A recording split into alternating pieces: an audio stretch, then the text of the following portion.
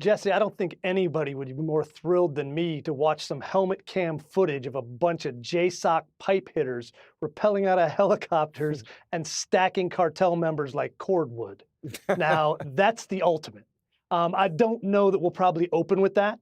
You know, there's likely to be a lot of increased surveillance. There may be some raids to pick up some people to arrest and put on trial. There'll be some interdiction off the coasts. The Navy can cover a lot more territory than the Coast Guard can, and together they can cover both the exfil from Central and South America and the infill to us. So there's a lot of things to start with, but this is a tremendous step they're taking. All right. It's happened. The time for debate is over. According to reports from the New York Times, President Trump has now officially signed a directive green-lighting the Pentagon to use military force against Latin American cartels. This is actually an executive order designating the cartels and other organizations to be foreign terrorist organizations. That's a big one. Yes, sir. People have wanted to do this for years. New York Times reports President Trump has secretly ordered the Pentagon to conduct military actions against some Latin American drug cartels. This after the administration branded several as terrorist organizations. We cannot continue to just treat these guys as local street gangs. They have weaponry that looks like what terrorists, in some cases armies have. They control territory in many cases. Those cartels extend from the Maduro regime in Venezuela, which is not a legitimate government. We don't recognize the Maduro regime as legitimate. It is a criminal enterprise, all the way to the various different cartels that operate in Mexico. And in between, you find them in Ecuador, you find them in Guatemala, right. You find TDA, what people would call street gangs, but actually are operating as criminal enterprises. Before we get too far into this, smash the like and subscribe button. Let's get back to it. And let's be crystal clear about why Donald Trump did this. This is no longer just an option, but an absolute necessity. The cartels are not just smuggling drugs. They are waging an undeclared war on us. Fentanyl is now the #1 killer of Americans between the ages of 18 and 45. Think about that. It's a chemical weapon that has inflicted more casualties on our people than many conventional wars. These aren't just statistics. They are shattered families, hollowed out communities, and a generation being lost. These cartels have become narco states on our border, controlling territory, terrorizing populations, and profiting from the deepest human misery, including children. For decades, we've tried to fight this with law enforcement. We sent the DEA, the FBI, and we sent billions of dollars. And while they've had their victories, we have to admit a hard truth. It wasn't enough.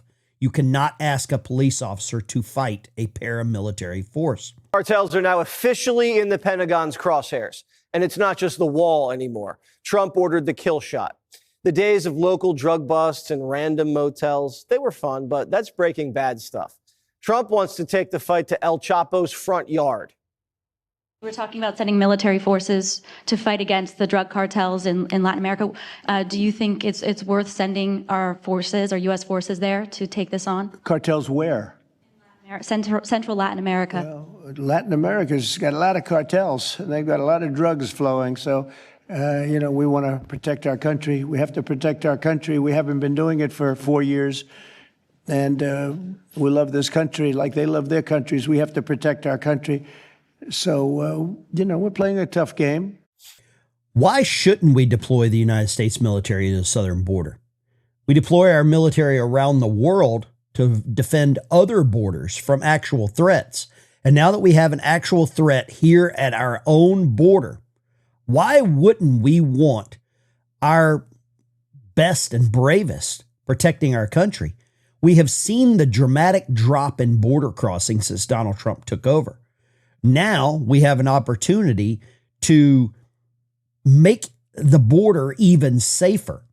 And a lot of these inner cities around the United States have an infection. And that infection is caused by the cartels and the materials that they traffic into our country on a daily basis.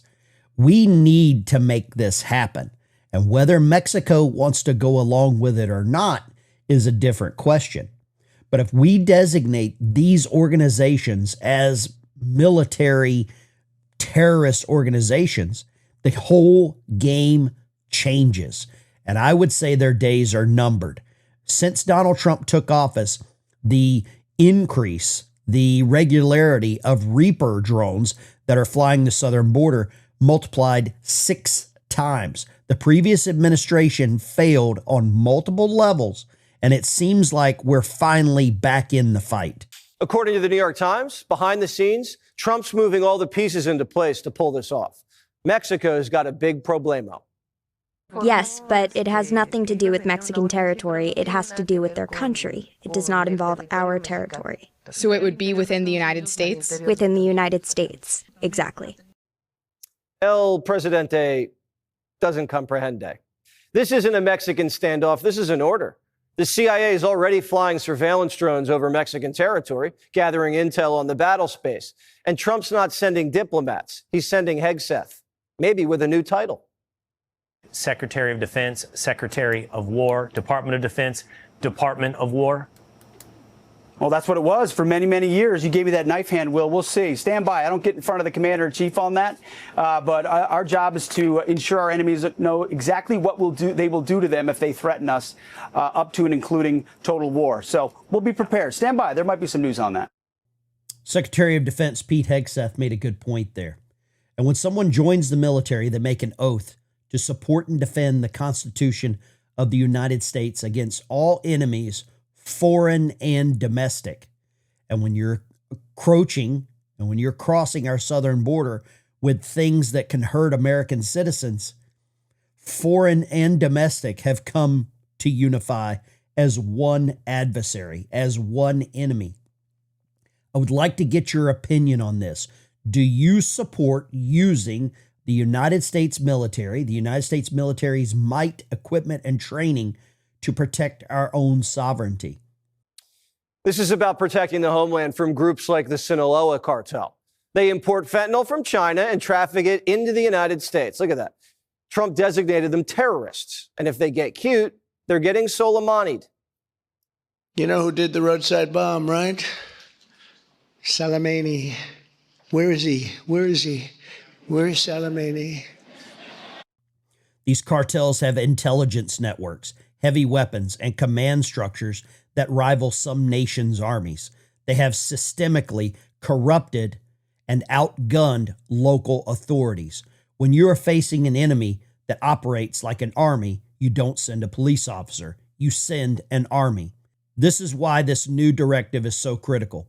For years, we've watched and waited, hoping Mexico and other countries would handle the threat. They won't take out the trash. So now President Trump will. I can tell you who the real garbage is, but we won't say that. All right, guys, How do you like my garbage truck? This truck is in honor of Kamala and Joe Biden.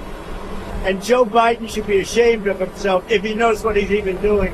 And she should be ashamed because she shouldn't let him do it. She's the vice president. This isn't a blanket declaration.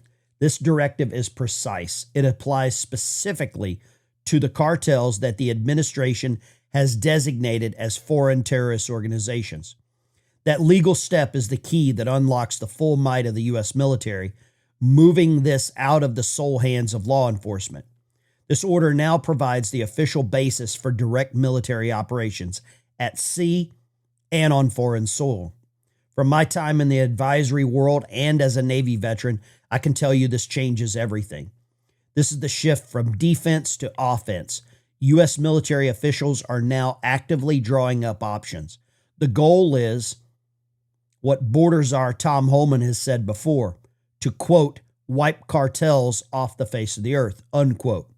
The era of just chasing trucks across the border is over. The era of diplomatic hand-wringing while Americans die is over. There will be no more games, only actions with results.